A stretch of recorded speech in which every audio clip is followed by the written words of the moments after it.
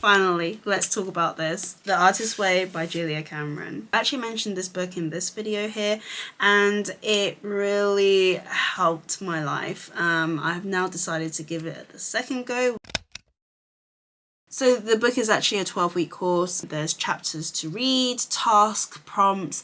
We're supposed to do morning pages every day. That's where we write 3 pages of A4 size continuous writing. Every week we're supposed to be doing an artist date where we take ourselves out for 2 hours and just relax, just do the things that we naturally enjoy doing. And we've got check-ins where the book asks us certain questions, answering it, reflecting, and we do that for 12 weeks.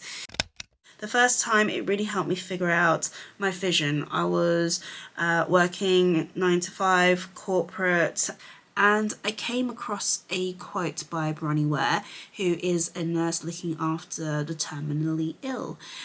She recognised that people who are about to go had a very common top regret, and it goes something like this: I wish I had the courage to live life true to myself and not the life others expected. And that really changed my mindset the first time round. I ended up going traveling, COVID pulled me back, and I had some time. This book was laying on my shelf and I thought, right, it's time to give it a go. I did like 9 weeks of it, but it was already enough to help me figure out my vision, and that is also when the work life started again, and I found myself going back to my old ways. Even though the vision was like seeded in me, I didn't actually do anything about it until a couple of years later. I wouldn't have been making these videos, pursuing my art career, if it wasn't for the first time doing this book. So 4 years later, I'm going to be going through this book again. I have less time. I am a mum. I've quit my 9 to 5 job, or paused it, and I'm currently working part-time as a bookseller. I run a sketch club for adults, and I am currently working on my author-illustrator portfolio. And just figuring that voice out. So let's get into the check-in and my experience on the whole journey this second time round. So it is week 0, preparations. This time, after talking to a friend about how I used the book, she said the first time she did it, she applied it to her art directly. We're almost swapping roles now. She's going to be using this book for her life this time, and I'm going to be using this book to figure out my voice. I really want to figure out what makes me happy and excited artistically.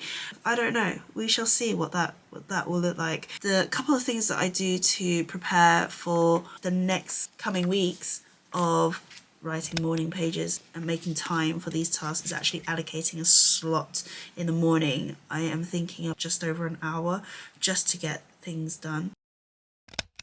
I've got a hot water bottle which I fill up with hot water the day before, so I don't need to go to the kitchen.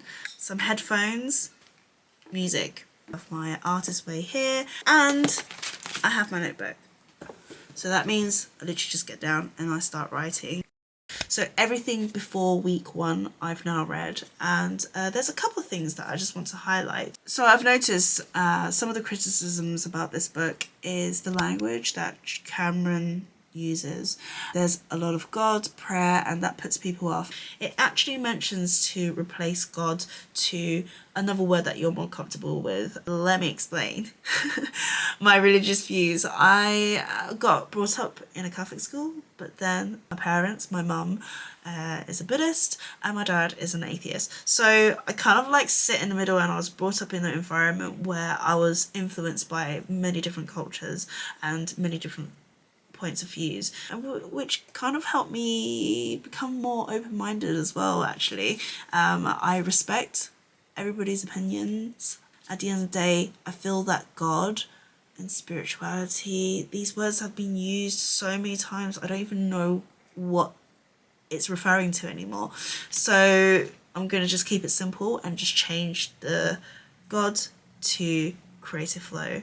There are some things in here that I still do not understand. There's loads of layers in this book, and just because I don't understand it doesn't necessarily mean that it's wrong.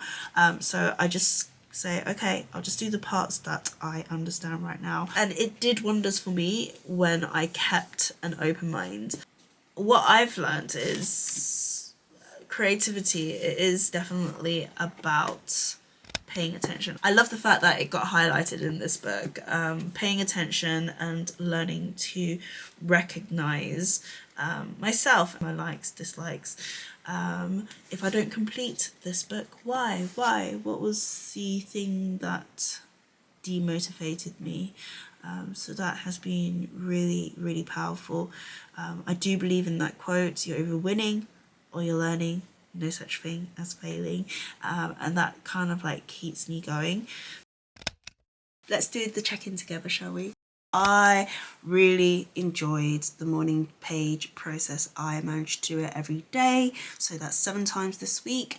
But I have learnt from the last time to space it out properly, meaning use the paragraphs, have it clear, keep it visually interesting, because we will eventually have to read it. Artist date wise, I'm planning to take myself for a nice, relaxing bath.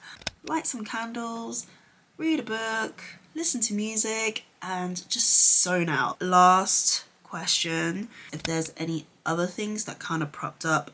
So coming into doing this book, I was focused to use this to help me figure out my visual language. But I realized one of the affirmations I made is I can do what I enjoy and make a sustainable living out of it. That mindset, paying myself, making sustainable income. There was a barrier. I don't know what it is. Maybe it's because it's to do with wages. I was always on a wage and I am no longer on a wage. This is a freelance career and it's challenging my self-worth and my values. That basically addresses what I'm using this book for, and I didn't realize how business was so in my head.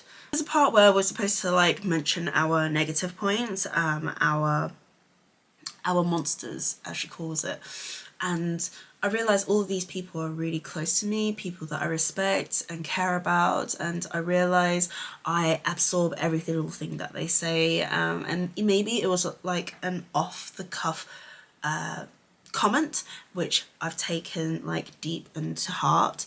But over the last couple of years of developing this art career, I realize we cannot control what other people say. It's really about how we control how we feel and taking responsibility of that. And it's actually my own fault for letting those things kind of get to me in the first place. Part of those monsters is myself for letting those things happen and actually pushing it even more, like bullying myself in that kind of way. And then there was an exercise about listing my champions, people who rooted for me, who saw something in me. And the first time I did it, I think there was only a couple. But what I realized is as soon as I started to stand up for myself and cheered for myself. I made a video about this, about judgment, and it's about turning up for me and not for anyone else. I realized that list of champions grew. It just showed me the power of standing up for myself, doing things for myself, holding my own beacon up, being consistent for myself. And the more I do, the more I share, the more honest and authentic I am, the more of the right people I meet and I get to cross paths with. I hope that makes sense. But yeah, stand up for yourself.